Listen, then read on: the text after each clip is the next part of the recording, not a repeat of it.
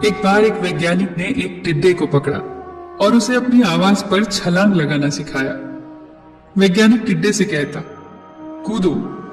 टिड्डा उसकी आवाज सुनते ही जोर से छलांग लगा देता। अब वो वैज्ञानिक था तो प्रयोग करना तो बनता ही था। उन्होंने टिड्डे की छलांग पर प्रयोग किया। वैज्ञानिक ने उसकी एक टांग तोड़ दी और फिर बोला, कूदो। अब टिड्डे की छलांग की दूरी कम हो गई। वैज्ञानिक ने उसकी दूसरी टांग तोड़ दी और फिर बोला, कूदो। टिड्डे की छलांग और कम हो गई।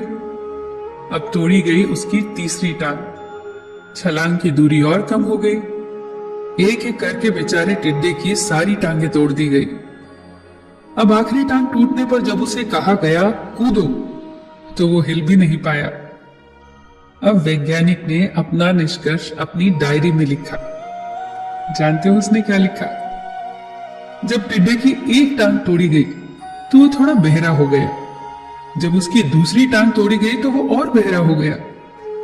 हर टांग टूटने के साथ वो और बहरा होता गया और सारी टांग टूटने के बाद वो बिल्कुल बहरा हो गया। जोर जोर से चिल्लाने का भी उस पर कोई असर नहीं हुआ। वो तो अपनी जगह से हिला तक नहीं।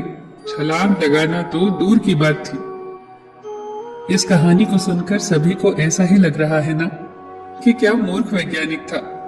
इतनी सीधी सी बात उसे समझ नहीं आई। क्या कुछ लोग ये भी सोच रहे होंगे कि ये तो किसी बच्चे को भी पता है कि टिड्डे की छलांग उसकी टांग टूटने की वजह से कम होती जा रही थी, ना कि वो बहरा हो गया था। पर दोस्तों, हम सभी जीवन में कई बार ऐसे ही मूर्ख बन जाते हैं।